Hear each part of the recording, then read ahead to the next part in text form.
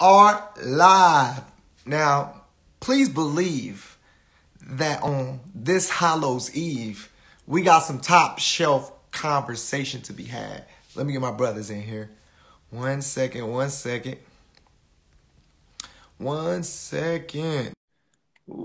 up, Joey? One second. Woo! What's up, man? You hear me? Yeah, I can hear you. Perfect. You got the Smurf on? You got the Smurf? You Smurfing it today? Oh, you got the Lilo and Stitch on? My kids bought it for me, so I was like, all right, I'll wear it tonight. They said you wouldn't happen to have a live Mr. Townsend. Let me get my other brother in here.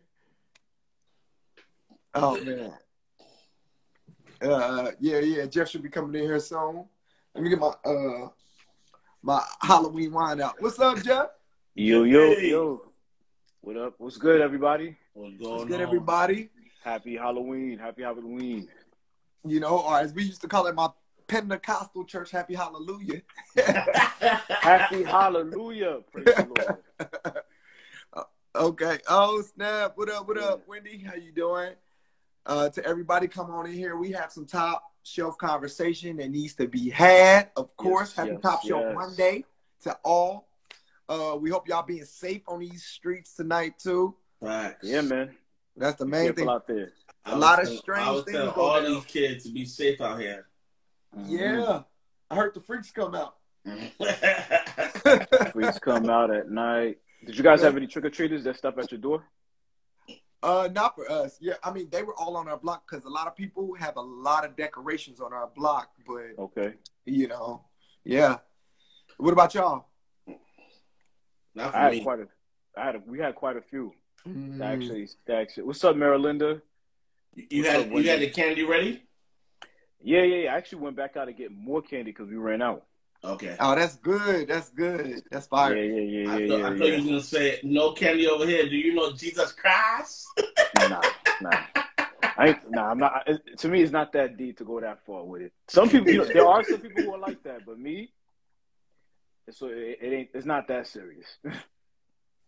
So before everything else, before we get into this top shelf conversation, I'm going to pray tonight for us and for this Halloween, for everything else, you know? All right, Heavenly Father God, we just want to say thank you so much that me and my brothers can get together and have just some great conversation. Thank you for our village and the people that are tuning in and listening, people that subscribe, people that follow us. And we just pray over the conversation and pray that everybody be safe tonight. In Jesus' name, amen. Amen, my brothers. That's how it goes. All right. right. You know we haven't asked in a minute. What? How's your mental? How's my mental? Yeah. A scale 1 to 10. 1 to 10. I don't have to ask Jeff because I already know what he's doing. I already know, man. Always. Jeff, all you gotta do is this. My mental is at a 10-piece, man. That's it. I love it. Yeah, I would say I'm a 10 too, man. I love that I got to spend time with my sister this week. Just spend time with family and friends and really realize what mattered this weekend and and was chilling, man. I got rest this weekend, so I'm 10. Say I'm 10. 10. Man, ain't that a great place to be? I mean, you should be. And tomorrow's a big day. Hey, that's right. Yes. Hold on. Let's be real. Let's be honest. Can we be honest, Jeff? Can we be honest? Please. Yo, my brother Anthony birthday tomorrow, though. Like, that's for real. That's real. 34, right? Huh? 34, right? 34. It's an honor, bro. That's it. Yeah, I got your friend's age now. So everybody who's on the chat, please, you know tomorrow's his birthday, but please wish my brother a happy 34th birthday. Definitely. Early 34th birthday. You can wish me 34 cents, $34. At least. 34,000. Yeah. That's what I said, 34 million if you're bold. He say take it all, even pesos. Whatever you got. But I appreciate everyone on the chat. I appreciate you, my bros, for this. So wait, Anthony, are you working tomorrow, or are you gonna? Bro. Huh? I've been asking Janelle what we doing because I was thinking, can I do Uber tomorrow? You want to do Uber on your birthday? It should be your world. Yo, it's just a birthday, bro. Now I'm just glad to be alive. I'm glad that I have my wife. I'm glad to be healthy. Mm-hmm. That's how I look at it, man. I'm glad to have good friends. So, you know what? On Saturday, there was something I was supposed to give you, and I forgot to give it to you after you left. It was like a birthday gift. So I just have to give it to you all the time, man. Yeah. Most likely what? You hear me? Oh, you went in and out, man. Yeah, you went in and out. Oh. It went in my earpiece. Some things never change. That's it. I don't know what just happened, but okay. Oh, let me take. There you go. We don't hear you, Ant. Did he pause? Oh God. Here we go. I'm good. Back in the Twilight Zone. Yo, Ant, just don't move, King. That's it. Just don't move. Just yeah. Stay where you are. What's up, Tanisha? Yo, Ant was saying something really key. He was just like, I'm glad that I'm healthy and I'm glad that I'm still here. And I wanted to speak to our topic tonight. Is it being safe or is it being paranoid? So now we live in a time now where a lot of things are up for questioning. A lot of things are up for debate. You know what I'm saying? Is it being safe or being paranoid? Like, for instance, the one thing I can really give is like the thing with the pandemic. Like people are saying like, should I wear a mask? Should I not wear a mask? Like for instance, now, is it being safe or is it being paranoid wearing a mask? What do y'all think?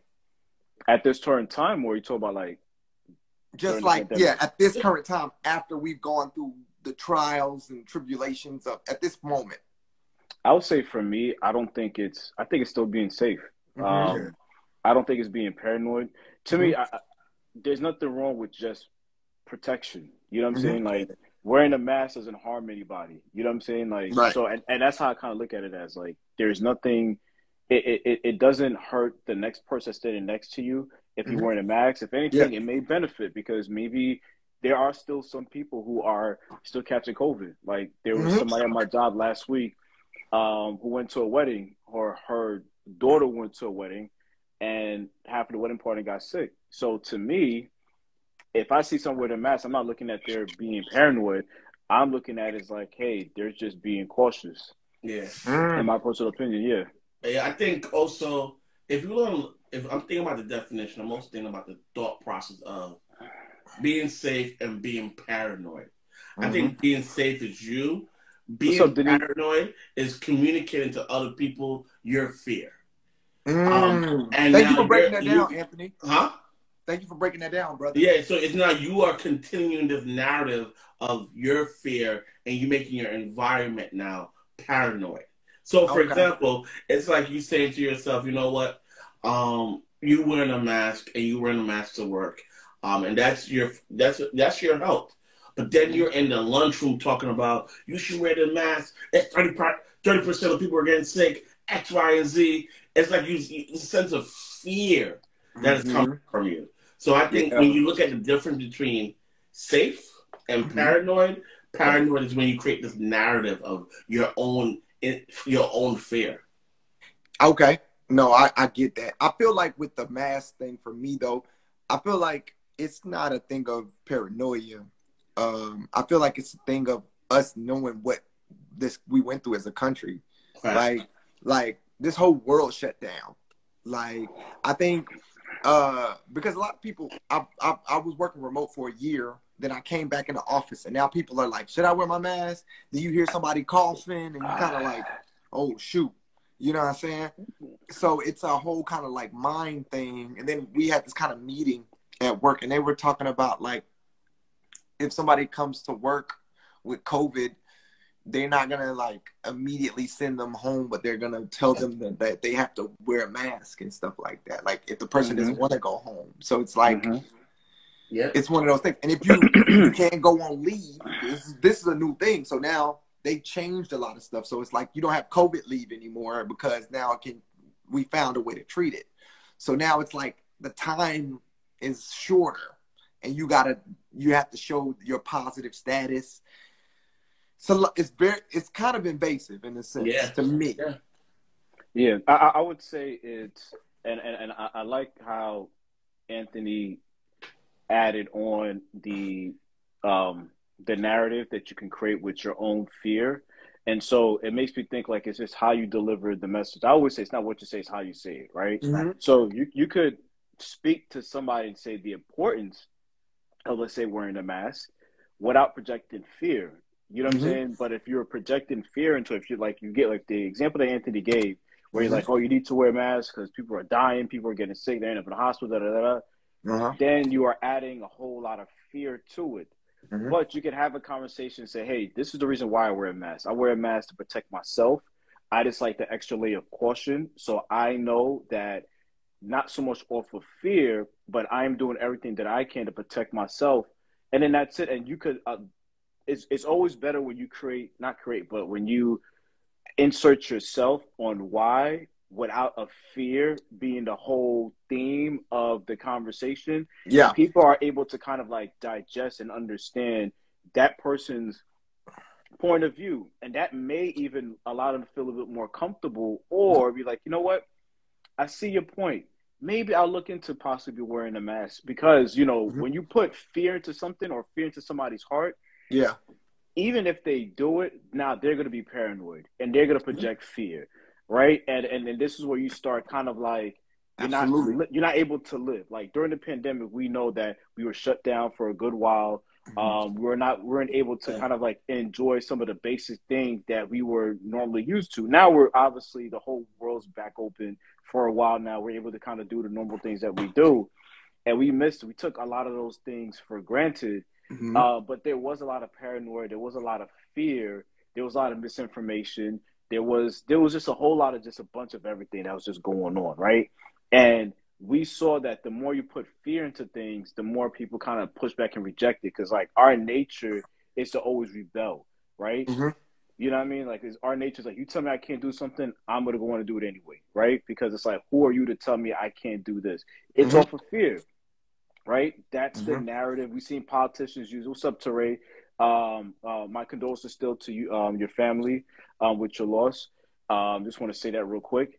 But yeah, we've seen that even with politicians or celebrities, anytime they put fear, you see there's a pushback. But when it's just more of an educational piece of it without fear, just basic stating like, hey, these are some of the reasons why. Just like a seatbelt. How many people argue about wearing a seatbelt when they're driving? Bruh. You get what I'm saying? Barely anybody, because it's not really fear that's being put in by wearing a seatbelt. It's just like, hey, wearing a seatbelt, it may save your life. It may prevent you, you know what I'm saying, if just in case you get into a car accident from bodily injuries or whatever it is. It's not, at least nowadays, maybe back in the day, but at least nowadays, there's not a whole lot of fear that gets put into it. But people put their seatbelt and they drive it and that's it. But just imagine this whole campaign and it was this big push of fear.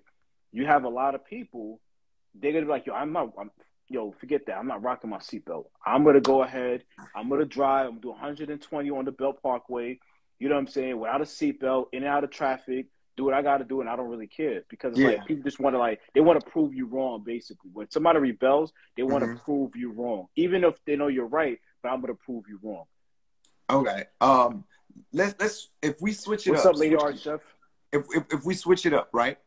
And we give it a different scenario where it's like, let's say you move into a new neighborhood. Like Jeff, you moved into a new neighborhood. Anthony, you move into a new neighborhood. I move into a new neighborhood. And then probably like a month in, you hear about a lot of breaking and entering cases. Like a lot of people, houses are getting broken into. You decide to buy a weapon, right? Is this fear? That kind of conversation. Yeah. Is this fear or paranoia? That's being safe. Okay. That's being safe. You are protecting your own. Paranoia begins when it's like you're placing a gun right here. You can't go to sleep. You can't do anything. you have now created this whole not narrative. Now you have created this imagination in your head that you are afraid that something's going to happen to you. So the outside is now coming into your house. That's how the paranoia starts to set in. Well, if you're now just saying, you know what, I'm just gonna have this weapon, and that is your rights. It depends on the state you're in. It depends on the law of the state. But in the same perspective, that is your right. If that's your right, at the end of the day, that's your right. Yeah. When it becomes paranoid is when you're now saying, I cannot go to sleep. Yeah. I agree. Let me give you some pushback a little bit. I'm going to give you some pushback a little bit. And please. Why? I love a good debate. So you said it's being safe, right? Whoa. You said it's being safe, right? Hey, yo. Go ahead. So if it's being safe, why not get cameras? What's up, Amanda? Granted, you can get cameras, you can get all those things, but for me, I want a gun. You can't get cameras. You can't get. So each of these, like, let's say each of these breaking and entering cases is while the person is not home, and nobody gets hurt. It's just things get stolen. Is it still appropriate to purchase or brandish a weapon or purchase a weapon? But you know, getting a camera could be the same thing. Somebody said you getting cameras like you paranoid as well. So you think now that it this depends on the side of the coin that you on. So I see Anthony's point, and I actually agree with Anthony. It's you know, getting a concealed weapon, and for me, I'm a gun advocate. I used to own one. I used to live in Florida, and I'm in the process of getting one out here in Jersey. Okay. Yeah, so that's something that come up to the Zamora house. But it's not so much because of paranoia, because it's really not what it is. It's really, again, it goes back to just the safety portion of it, just in case, right? Like when I used to be a gun owner in Florida, I had 3 guns. You know what I'm saying? Nice. And okay. But it's not yo, one for the Father, the Son, and the Holy Spirit. Amen. You know, so I called it the trifecta, the big 3. You know what I'm saying? At the time, I actually called it the big 3 because at the time I was living in South Florida. 3. Yeah, so because LeBron, Dwayne Wade, and Chris Bosh, they all had that nickname. I got you. But yeah. But like when I had it, it wasn't like I got it because I was paranoid. It wasn't like I even got it because I felt unsafe. I just got it because, one, it was my right. 2, it was more in the sense of this is a safety thing. I never went to sleep with my gun. I didn't have it under my pillow. I never kept it loaded. Those are the things to me would be more paranoia. Like if I had to sleep right next to my pillow, you know, with it clipped up, you know what I'm saying, cocked back, paws, and you know what I'm saying, and like Anthony said, you can't sleep, always looking out the window, you know what I'm saying, acting super nervous and anxious. That's when paranoia kicks in. Anytime somebody knocks on my door, I gotta go downstairs, you know, with my gun. You know, if I'm driving in the car, I will have it on my lap versus a glove compartment. You know what I'm saying? You know, again, with it fully, you know, clipped up and everything. That's paranoia. Ready. Yeah, you know what I'm saying? But just in case, what I would do is like I would have it because I have my concealed weapons license. I would have it concealed. If I'm in my car, I would have it in my glove compartment or not even under my seat, in like behind the driver's seat, because I felt comfortable. I didn't feel paranoid. I would only take it out if need be, and you know, thank God I never had to. If I really felt an immediate threat, or if I know that I was going somewhere where, okay, I'm going to, like, I'll give it an example. There was this really great Haitian restaurant that was in North Miami, right? North Miami is predominantly a Haitian area in North Miami. Marylinda probably knows. I can't remember the name of the restaurant, but she knows the area because she's from South Florida. But over there, it can kind of get on and pop at any given time, right? And Florida is a damn near everybody, almost everybody carries a gun out there. Like, it's the South. It's just what it is. So you never know. Pastors are clipping up. You know what I'm saying? You know, truck drivers, teachers, whatever. Not maybe like that's just what it is out there. Kansas is the same. But the food is so good at this restaurant, but it's like dead in the smack of the middle of the hood in North Miami. That's one of the times like I would make sure that I'm carrying my concealed weapon with me, not visible, but can still up and with me just in case. Now, there's never been a time, you know what I'm saying, where I felt danger while I was there, but I know my surroundings. I know my area. It's like if I was going to go to, you know, East New York or Brownsville, you know what I'm saying, and I'm going to the trenches, I know, like, all right, and it's late at night, I'm going to make sure that, hey, I have something on me just in case. Doesn't mean I'm paranoid. It's just being safe if I need to be in that area. So Jeff, there's never a time where you like, I'm about to pop trunk on these niggas. They keep playing. Nah, thank God never. Because I pray against, I pray that doesn't happen. Like, you hope that doesn't happen. You don't want that to happen. You know what I'm saying? Because you never want to be in a position where you have to make that decision. You know what I'm saying? Because when you think about it, it's like there's a huge responsibility when it comes to owning a firearm. And that's one of the things that they teach when you take the class. There's a huge responsibility. And when you pull it out, you got to be ready to fire. Right. You know what I'm saying? And that's what it is. And they teach you, at least in Florida, I don't know about in Jersey because I'm still going through the process, but at least out there, they teach you shoot to kill. Like you don't shoot in the leg or anything like that at all. Like they actually, like, if you're going to do it, shoot to kill, because you never know that, let's say you shoot somebody in the leg, right? And you think, like, I don't want to kill them, I'm going to shoot in the leg, just give them a warning shot. That person could still have their firearm and shoot right back at you, and now you're dead. So it's about you're protecting your life, but you only pull it out, to protect life. That's the only reason why that you would ever use your firearm, or at least what they teach in the state of Florida. Wow, I didn't know that. That's deep. That's different. You know what I'm saying? It's different out there, bro. I think Kansas has the open carry law, so you can carry your gun wherever you want. People be out in the grocery store with it on them. They don't care. I see people be like, just in case, you know, somebody try to catch me lacking while I reach for oat milk or something like that. I'm like, dang, it's really like that out here, though. It's really like that. Like, listen, they fighting at Whole Foods, man. They don't care. Texas is the same. Texas very much the same. Texas, they do not play. That's the wild. The Midwest and the South. The Midwest and the South is a different story out there when it comes to that, bro. Son, and then it really is. Like people, but we live in these are dangerous times. You know, these are dangerous times. I got another scenario. So, okay, our daughters go to school, right? Our daughters got to school. Anthony, your daughter go to school, right? Your daughter goes to school, Jeff. You start noticing that she's being picked on. She's getting picked on. She reports to you. She say, "Hey Jeff, hey Anthony, like our dad or whatever. I'm getting picked on." Like, it's the car for the next day, your daughter comes home. She got a black eye. You know, and this my girl, blood pressure's already going up already. This girl bully is not letting up. You telling your child to hit that child back, is that safety or paranoia?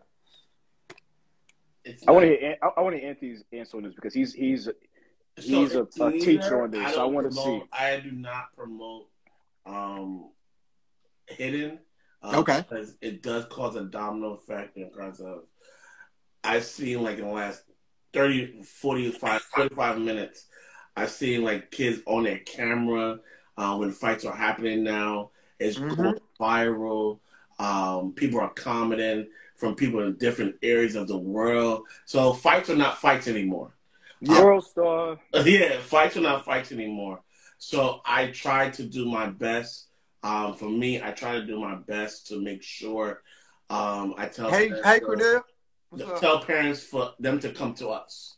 Yeah. If we're not handling it, please let us know. But I try my best. Now, for example, if my daughter or my son cannot take it, and it's like, "Yo, Dad, I tried. Like, I just couldn't. My anger happened." Then at that moment, I can understand from that perspective. Yes, as a parent, I have to deal with the consequence. I did not send my child to go fight, but my child was not able to handle it, and now this is what the repercussion is. My child will have a consequence when they get home.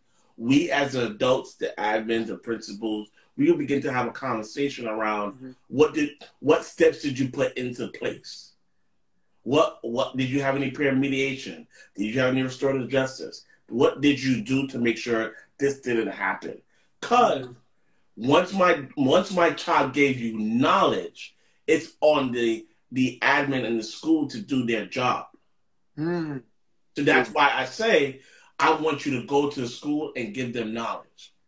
Now, if they say, Mr. Thompson, we did not have any knowledge, then that's a different conversation. So question is, I got a question for you. I'll answer it first, but I want to ask Anthony a question pertaining to that. So if it was Gabby, right? If it was my daughter, one thing me and her mom definitely teaches for her to, which she doesn't have a problem doing, is defending herself, right? Yeah. I always tell her, don't start it, but I don't want you to be bullied either. You know what I'm saying? Mm-hmm. Never be the instigator. Never be the one that's initiated. Do not. If somebody hits you, you got to hit them back, right? Because I do believe, like, if you allow a bully to keep bullying you, they will, right? But as far as with Anthony, I want to ask this question. So what let's say in a situation where you have a bully, right? And they're picking on a child, right? And they gone to the teacher, because you hear these stories sometimes, right? Where the parents say, like, they've gone to the teacher, the dean, the principal, whoever, right? Whoever is in charge, and is like, hey, my daughter or son is being bullied. They're being picked on, came home with a black eye, and I see nothing being done to stop it. What at that point should the parent do? Because at that point, like, if it was me, and I'm speaking as a parent, if Gabby was in that situation, and I pray that she's never in that situation, whether if it's being on the bully side or being picked on, what should a parent do? Like, how does a parent gain confidence, like, this is going to be resolved, if they keep seeing their child being bullied and nothing is being done? So nothing's going to even be done if the child has a fight. So that's one. Yes, the child can go and defend himself, he or she, but nothing's still going to be done because the bullier is going to be a bullier. It's more of, I have to say, like, sometimes it might be taking your child out of the school. Now, that's a far-fetched thought, but let's go back. If I cannot take my child out of the school, I now have to, there's a board, there's a president. You're sending out emails to these individuals stating that, hey, you know what? I now need to meet with the parents. I need to now meet with the bullier parents now, because they're not doing anything. My child's still coming home fighting. Now I got to meet with the parent because this is getting out of control. I demand a meeting with the parents, and that's one. Two, there is a president, there is a board, there are people. You just got to learn how to get their emails, because their emails are very hard to come by because it's not you can't look it up on a website. State what you've done on I always say, if you don't document it, it never happens. Never happened. So you email and stating like, hey, at 9:26 a.m. I talked to X, Y, and Z.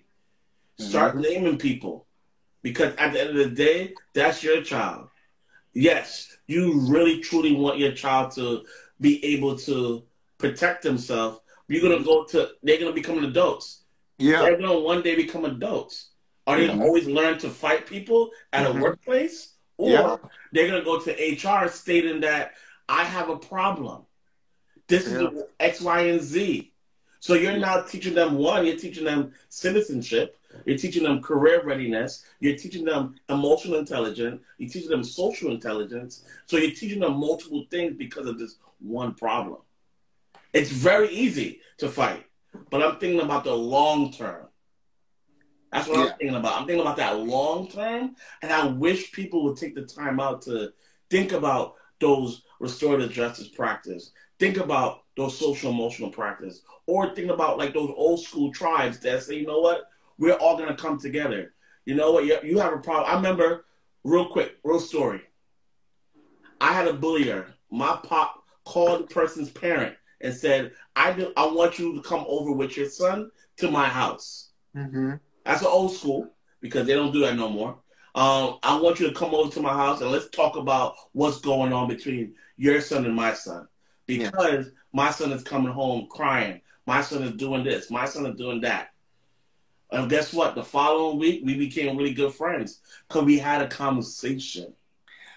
I wanted to read Mary Linda's comment real quick. She said, unfortunately, some of these schools are overwhelmed. Some of these situations go unnoticed. Best believe I'm going to the school. to put those parents on notice and pulling over the bully's parents. And she said, also, I want to allow another situation to happen. First time it happens, I'm sprinting to the school and putting everybody on notice. Mm-hmm. Which is. Oh, but I want to bring this into perspective though. I don't know if y'all remember. Remember that Fresh Prince episode where Ashley was getting bullied by a girl? So she was getting bullied by a girl. Yeah. I remember brought the parents over, and they found out that the parents were bullies as well. Mm-hmm. And so that's where she learned it from. And then what ended up happening was Philip. Yep. Philip Banks. He wound up knocking the father out because he punched him. Old boy his mouth was slit. Mm-hmm. You know. I remember that episode. It's a learned behavior thing, right? Now, I don't want my child. I'll be honest. Like, I don't want my child to be no wussy because everybody's gonna pick on my child.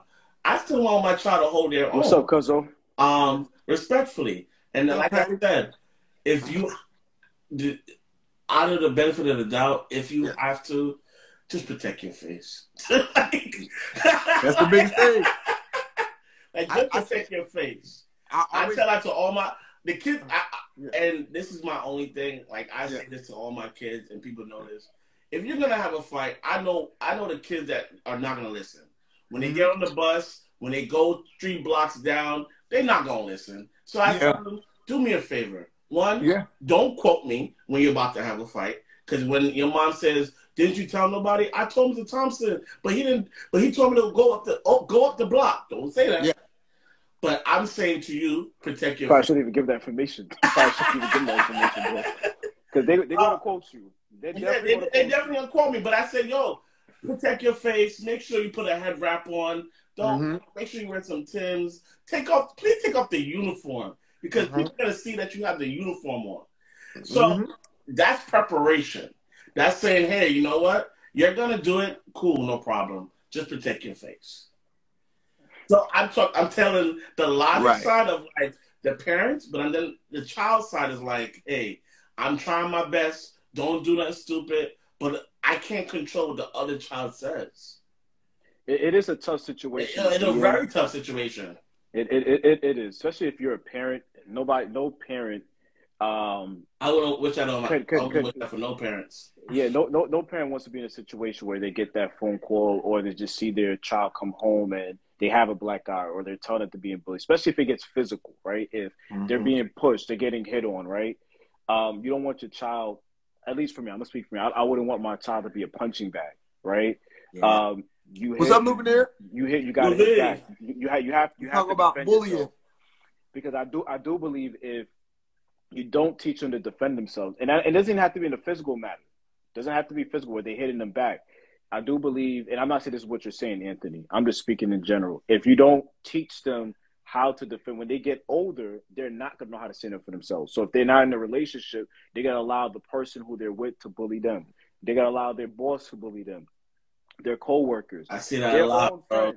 Because they were never taught on how to defend themselves. You get what I'm saying? So it's like there has to be that fine line and that balance. I do believe in not only verbally, I do believe in physically know how to defend yourself, because in the real world, unfortunately, it doesn't have to be in a work environment.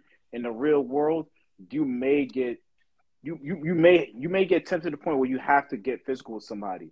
I always say don't be the person who starts it, but you could be out somewhere where somebody like pushes you or somebody's trying to attack, especially if you're a lady, right? Where you have a guy who's stalking you and you see he's following and he tries to grab you, whatever, right?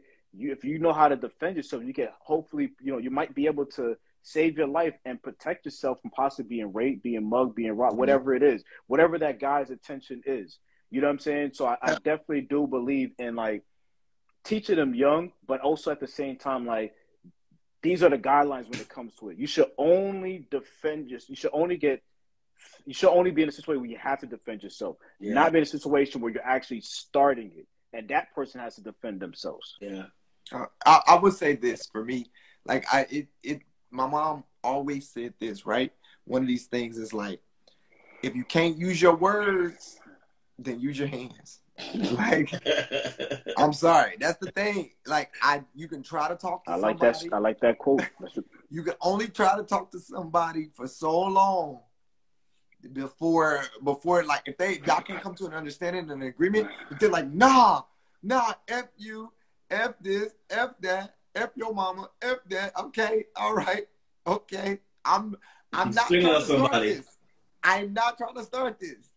And then you put your hands on me. Like my mom was like, don't never let anybody put their hands on you, because that can lead to them like choking you, or like them trying to throw you on the ground, throw dirt on you, kick you, do all this stuff.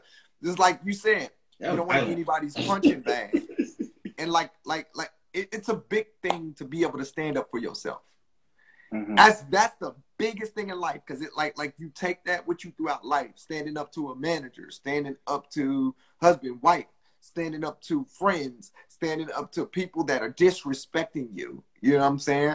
Like you will take that out, not in a sense of physical, but using your words first. That's what I'm teaching my kids. Words first. And then if they put their hands on you, you gotta, put your hands on them. I'm sorry. No, I get it. I get it. And at the end of the day, it's a, what I said before, restorative justice, things that are practice, those are strategies. We do live in a survival mindset, or a survival of dog eat dog kind of world. And I get it. And that's the restorative justice sometimes a utopian thought, because it sometimes works, but then it literally has to be the whole community doing the same thing. That's 100%.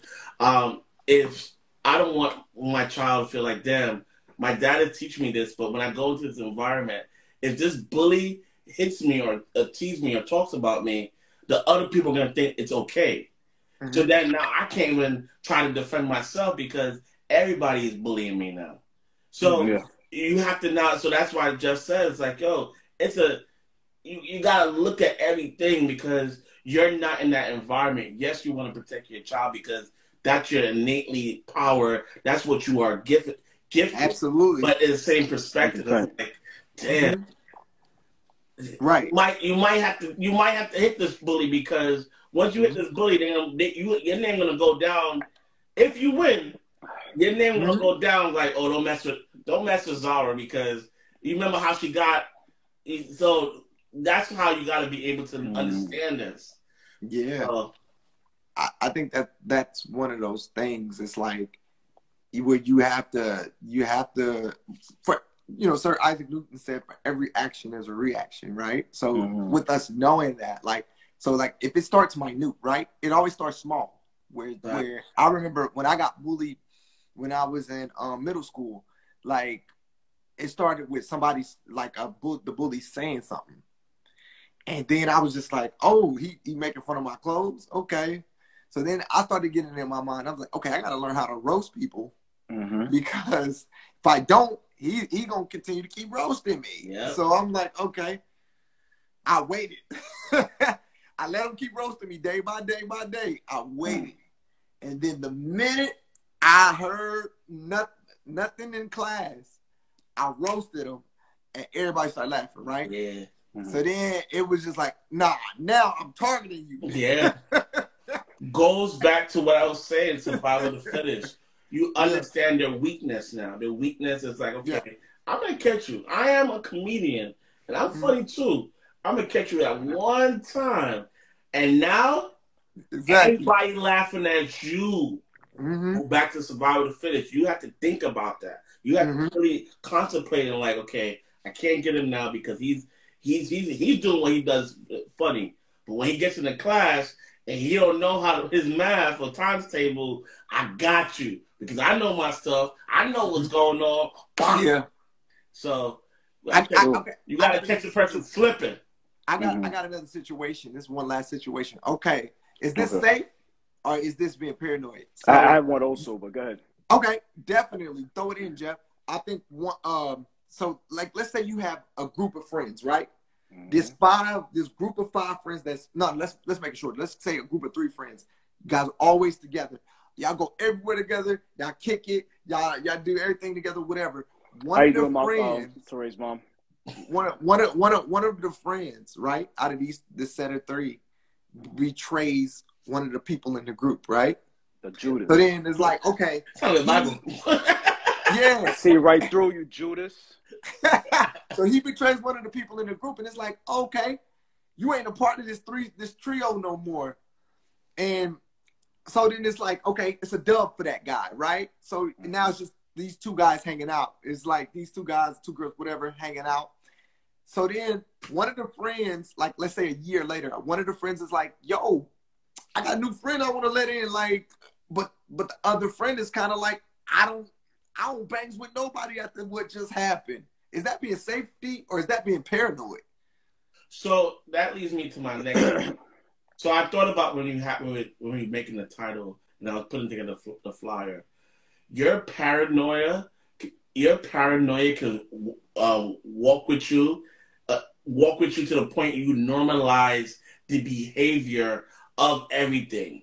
That's what I wanted to get to. And what you are saying is like, because this person has caused fear, because this person has caused this type of energy, you're now placing this story and this narrative with everybody that comes in contact with you. Yeah. Because you didn't say to yourself, wow, that really wasn't a good friend, but there are other great people out there. We do it out. We turn paranoia into normal behavior sometimes, where it's now you can see in your friendship, you can see it in your workplace, you can see it in your relationship, because we didn't take that time where it's like boundaries, and the boundaries it's a safe friend or being safe. The paranoia is where it's like I can't trust anybody anymore. Understood. That's good. That's really good, bro. I think it is. I think it's one of those things where it's like you don't want to create an environment of paranoia. You don't want to create that environment. Live no more. If you create that environment, you can't live in that environment, and you can't, and everybody else can't live in that environment. Like for instance, when people talk about like I'm gonna give you for instance, the first time I ever traveled out of country was 2016, right? People was telling me at that time, like I went to Rio, so. People was telling me at the time, oh, don't go over there. They be robbing people, killing people, stabbing people, shooting people. You know what I'm saying? The Zika flu is over there. I know it's your first time traveling out of the country, but don't do it. You're not gonna live. You're gonna die. You know what I'm saying? And you know, for me, I'm like, yo, I can't live in that mindset. Yeah. Because if I live in that mind, literally, it was one of the best trips I've ever had in my entire life. That mindset, though, that paranoia mindset. Yes, I'm gonna take all the precautions to make sure that I'm safe. I'm not gonna be out there counting money and doing all this other stuff. But they were creating a paranoia mindset for me so that I can live in that and possibly like, oh, try to get my money back for that trip. And I never traveled out of country, you know? So, I fear of the unknown, right? So, and Jeffrey, I want you to jump in, but I thought this came to my mind when you were talking. People that also live in paranoia creates policy for people that are the poor. Let's go back a little bit. In history, we were known as 3/5 of a slave. The reason why for that paranoia is because, and I'm going to say this, is because they thought that they didn't want us to feel like human beings. So in that paranoia, they wanted to have a safe environment. So in the same perspective, in the same ideology, they're thinking to themselves, you know what? If those persons think that they're 3/5, they're not going to think they're humans. So we have to be very careful, and like going back to, because people that are paranoia creates policies in any society that they're in. So you got to be very careful of who's creating these policies. I might be far-fetched. I might be on my Kanye right now. But in the same perspective, Jeff, I know you don't like Kanye. I don't either. Anthony, I don't either. I just don't like the nonsense free thinking mentality. Nah, I get that. But continue. So I thought about that without paranoia. I like his artistry. I like his music. I don't like him. I think that's my last thought for the day. But paranoia is a real thing, man. So I was gonna say this is that your paranoia should not be somebody else's reality, right? Your fear is not the other person's reality. And unfortunately, traumatic experiences, social media, the news, whatever it is, could create a paranoia for people. They just think they're playing safe. There's a very thin line between it, right? And a lot of times people are paranoid, they don't see that thin line or that blurred line. So rather. Good, bro. So they're always crossing over it, not realizing that it's more of a paranoia and fear versus like them actually playing safe. Like I said earlier on in the conversation, it's not always what you say, it's how you say it, it's how you view it. You know what I'm saying? And how you're displaying it. If you're displaying that, hey, you know what? Hey, Fred, you know, I know that you're going to Brazil. I know you're going to Rio. You know, there are certain areas in Brazil that are a little dangerous. Just be careful when you go out there, right? Be careful that, you know what I'm saying? Be careful where, like, you know, there are certain areas where if you go out there to the ATM, there may be people out there watching. They may try to rob you. You know what I'm saying? So just kind of be careful, watch your surroundings, but enjoy and have fun. You're not really giving him fear. You're just explaining to him, just be safe, just be cautious. You know what I'm saying? Just like my parents, they weren't those over the strict Haitian parents, right? I actually grew up in a household because it's stereotypical type that Haitian parents don't allow the kids to have fun and go out, go clubbing and all that other stuff. Me, I was part of it since I was like 16, 17. And my parents knew they had no problem with it. The only thing that my parents would tell me is just, especially my mom more than anything, she was just like, just be safe. That's it.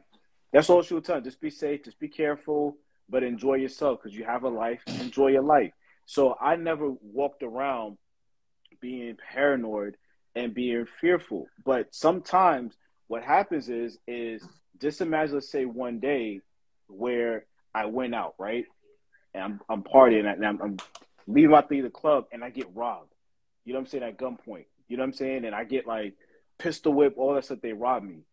That experience, and that did not happen, by the way, but that experience of paranoia, because now you had a traumatic experience that took place. So now you may not want to go out no more. Or now you're like, yo, I got to get a gun. Now it's like anybody who walks behind me, you know what I'm saying? I'm going to be super, you know, like nervous and I may go off. Like that, your past experience has become a paranoid reality. And now you're just kind of living in that bubble. It made me think, which was an example I wanted to bring up. Or situation is that I don't know if you guys saw the Lala interview, right? And Lala was talking about Lala, who used to date Carmelo Anthony, who's married to Carmelo Anthony, and she said that she would never get married again, right? She's 40, she's in her early 40s. She's like she would never get married again at all, and because of, I'm assuming, what she went through with Carmelo Anthony, so that presents, is she living in being safe and thinking like, hey, if I never get married, I'll probably never get cheated on again. I'll never get hurt. I don't have to fully commit myself emotionally to somebody. So I'm basically guarding my heart because I don't want to experience that embarrassment, that pain anymore. Or could it be paranoia that because of a traumatic experience that she had, you know what I'm saying? And then now because of that, it's like, I don't want to date nobody because I'm fearful that this was going to happen. That's all of us, bro. Fred in the back, ahead, sir. You could. Hey, yeah. Me. So I think that's so good, bro. Thank you so much for bringing that up, Jeff. I haven't watched the interview yet, but it's such a great point. I feel, from my perspective, that it's paranoia, just because Carmelo Anthony is a public figure. He himself, like, that's Carmelo Anthony. Everybody knows who Carmelo Anthony is.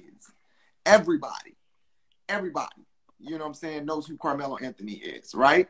So it's one of those things where it's like saying LeBron, bro. Like, it's like everybody knows who that is. And so I think with you saying like, hey, maybe, yes, there's a way to protect yourself, but I think, what if you find someone who is phenomenal, right? You find somebody that is amazing, and all they want to do is spend the rest of their life with you. and they want to solidify it, and they believe in family, they believe in marriage, and they want to marry you, but you're constantly holding on to your past objections. I think that's why I think it's paranoia, because you're holding this person to a standard of the last person you were with. Not holding them to the standard, but you're telling them, because of what I went through with this last person. That's like me saying, like, to telling Sabina, like, you know what? Because of I ate hamburgers with this last person, and I don't really like because of the way that hamburgers tasted with this last person. I just can't have hamburgers anymore. I just can't. I don't want to have hamburgers with you because it's good. It's not going to be it's not going to give me the thrill. It's not be a thing. But I never had hamburgers with Sabina. You know what I'm saying? I just had it with that last person. It could be phenomenal. It could be amazing. You know what I'm saying? But I'm allowing that perception of my last situation to narrow my perspective. And so it's paranoia.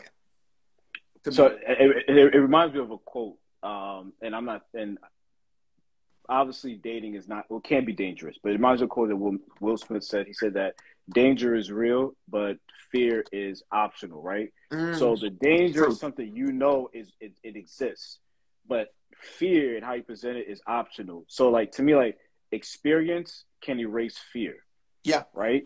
Experience can erase fear, because experience could teach you fear as well. Yeah. But continue on in an experience can also help erase that fear. And here's the reason why I'm saying that is that, just imagine, I'll go back to the example again, right? I go out, I get robbed, right? So my experience was going to the club, I get robbed, I get pistol, whatever case is, that could create a paranoia, right? Or living in the projects, right? And you see your friends get killed, stuff like that, that could create a paranoia, right? But the experience of, like, okay, I'm going to continue to experience life and see life outside of that situation, that could help brandish or take away that fear, because now you're seeing every single day that situation didn't reoccur again. It's like looking at that glass half full versus half empty. You know what I mean? And not living in the box or being a slave to your paranoia, not being a slave to your fear. Because once you become a slave to your fear, you become a prisoner, and you're forever going to be imprisoned mentally, and you're not going to be able to experience anything in life. But the moment you allow yourself to be free, and like, yo, I'm going to go out and enjoy, like what Fred did when he went to Rio, and he enjoyed himself. You know what I'm saying? I've gone on vacation, and I've had, I want to say scary situations, but I had, some situations where it was like, okay, maybe I may not travel again. But I did not allow a particular situation to remove me experiencing other countries and living life. You get what I'm saying? It's easy to become a prisoner of the fear that we have and that we have experienced. I always say this. I always try to keep it simple and give this example, is that for those who live in paranoia, those who live in fear, look at the simple things in your life, right? Look at, like, you wake up in the morning, you get up, you go outside, you hop in the car, you hop in the train or whatever, go to work, come back home. Think about how much you survive within that time frame, right? Because you see in the news all the time, people get shot, car accidents, all these different things. Every single day we survive. You know what I'm saying? As long as we're able to come home in one piece.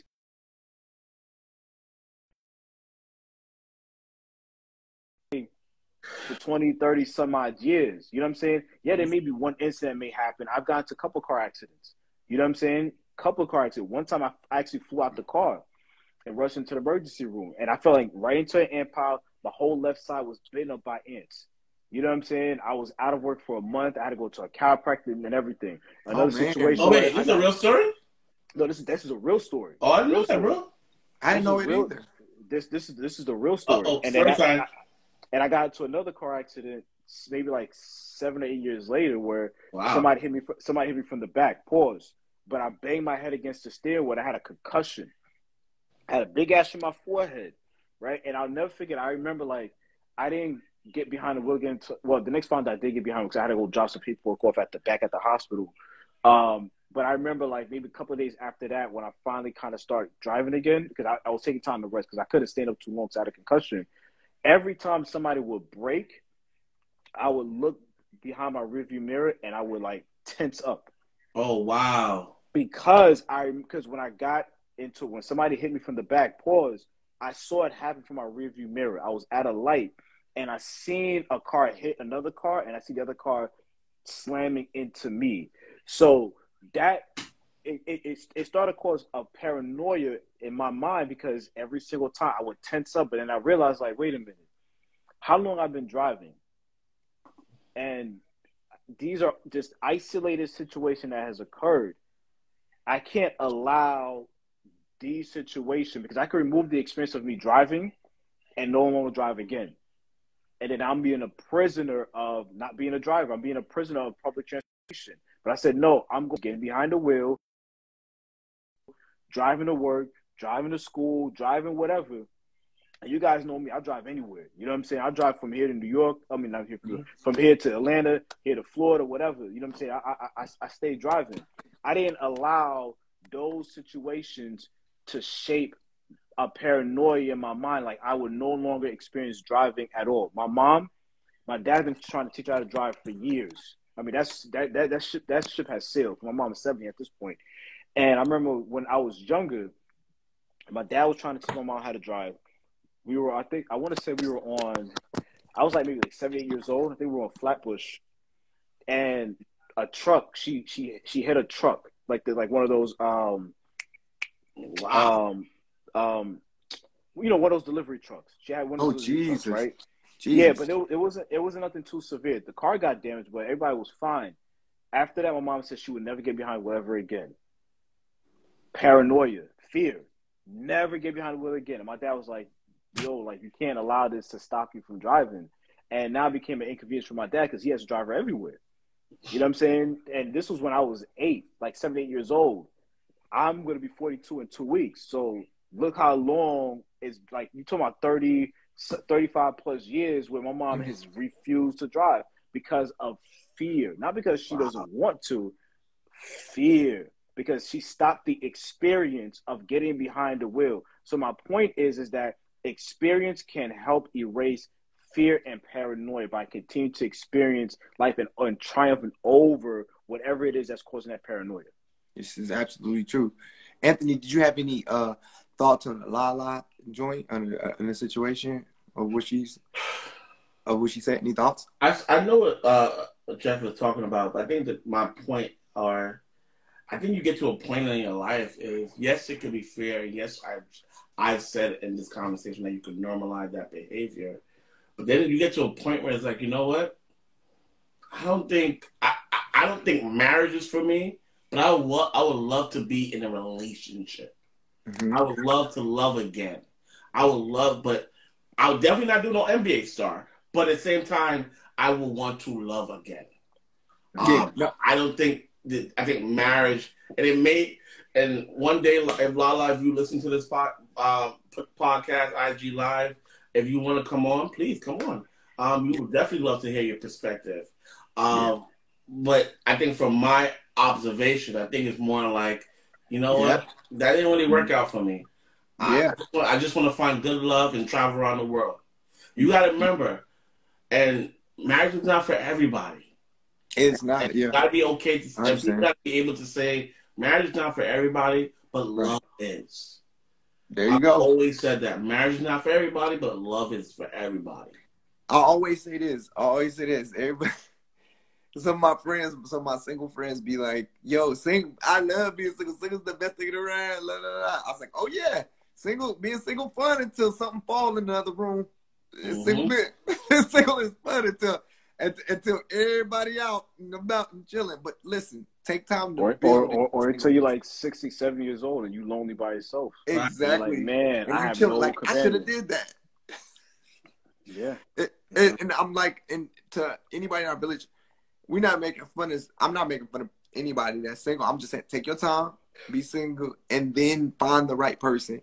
You know what I'm saying? Like, because it does take time, because I know Lala is speaking from a point of view of being tired. Yeah. You know, that she went through a lot, you know, and there's especially if you're a public figure.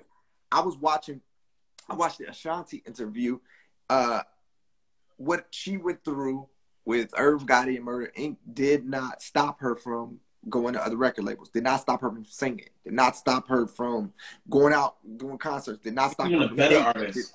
Bro, she been an artist. She been a songwriter. She been doing all this, doing her own ad libs.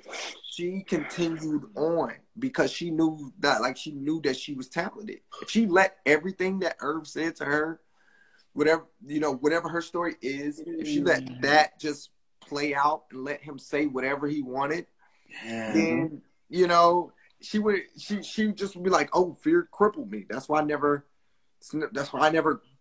went and did this and that. There's a lot of artists who came and go because of that, of fear, a bad experience in the music industry. So yo, I'm out, and they Absolutely. never utilized their gifts they had. Absolutely. I say this loud. Please do not make your paranoia or your fear cripple your purpose. Please. I think that's something that I've listened when Ashanti and Lala. It's like they still kept on going, but they have to reinvent how this journey looks like now. It needs to have boundaries. It needs to have some things in place before I can go into this journey. You gotta learn how to simple and redefine what it looks like. See what I did? Yeah. You see what I did? Yeah. You know what I wanted to say so much. I was just like, oh man, this is a great conversation. I just wanted to remind everybody that tomorrow is a double holiday. I nominate Jeff, by the way. Tomorrow. Just want to make sure out there. No. Anthony, you're going to do it until you get it. That's fear. No paper, paranoia. No nothing. So my paranoia. If you need to close that laptop. You got to get it, bro. It's a double holiday tomorrow, though. It's a double holiday. It's Top Shelf Tuesday tomorrow, and it's also our brother Anthony's birthday. Yes. So it's Top Shelf Tuesday tomorrow, remember? So new episode dropping tomorrow on Anthony's birthday, but that's more important. More importantly, it's Anthony's birthday tomorrow, and our brother's getting another year of life. You know what I'm saying? More life.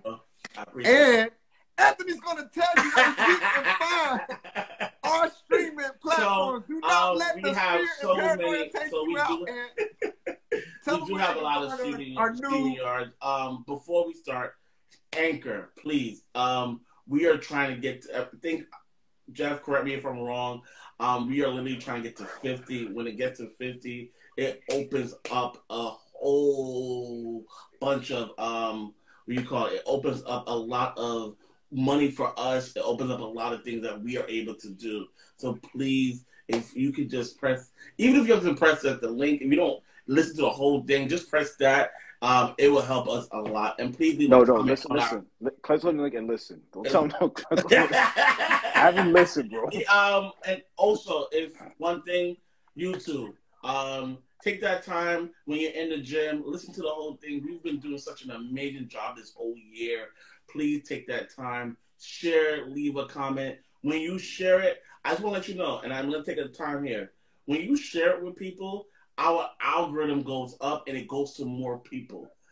It automatically says, oh, can you listen to, do you want to listen to Top Shelf Podcast? Things of that nature. But we do have other streaming yards. We do have Stitcher. We have Apple. We have Spotify. We have Amazon. All these. Also, we have Google as well. We have Facebook. Oh, sorry. Facebook is not there anymore. Facebook is cut out. But we have all of these streaming yards. Please. And also, you can go to thetopshelfpodcast.com. We have all our episode, but tomorrow is a dope episode. Please check us out. We're doing such an amazing job. All my brothers, we're doing such a great job. So please come on, help us, and let's grow together, Village. Amen. I wanted to tell you guys, please wish Anthony a happy birthday. Definitely. Right now, if you Please can. do. But if you can, I put my cash happy up in birthday tomorrow. Anthony, put your cash app in the chat. Yeah, you know what I'm saying? Let them know where they can bless you at. Yeah, they can bless me when they listen. You know what you can do? You can bless me. You can bless me when you listen on Anchor tomorrow, the whole podcast, and listen and drop a comment. That's two things you can bless me with. I love that. Free 99. Yeah. Free 99 now. Thank you. I appreciate you. Anthony, what's your word of the week, bro? Favor. I love it. Favor, bro. What about you, Jeff? Courage. Courage. I have two words actually. But it's my word though. It's fear not. Ooh, I like that. Biblical. You know what I'm saying? So make sure y'all go. Anthony gave y'all all of our streaming platforms. Y'all don't want to miss this episode. This episode, it got real. It got real. What do you own? You know, do you own anything? You know what I'm saying? It was a great episode. I had amazing time recording it. You know, and it makes you question things. And you know what? We should do a part 2 to that and bring on somebody that's in real estate. I got the perfect person too. Yep, we definitely do. The perfect person. We do. You know what I'm saying? And I love it. We can go in. You know what I'm saying? I think what we should do from November to the whole year for our IG Live is just do like things that you want to prepare for 2023. So we're gonna start with real estate. We're gonna start how do you build up your spiritual life. We're gonna get some pastors on here. But we're gonna pause. We're gonna talk about that some more offline. But we got something up. We're gonna get some IG Live up and popping. So stay tuned. I'm feeling you. I like the birthday energy. Make sure you go to the Top Shelf Podcast and leave an email. Jeff's birthday is coming up as well. You know, my other brother. You know what I'm saying? I got 2 November brothers. Yes, sir. You know, we're going to celebrate him the 90s way. You know what I'm saying? You know. I'm ready. Ty, what you doing? I'm just trying to see if I can go to different world, if you know what I mean. You know, I ain't even mad. But, yo, we will see y'all same time next Monday, 9 p.m. And until next Monday, peace, everybody. Peace. Worst enemy.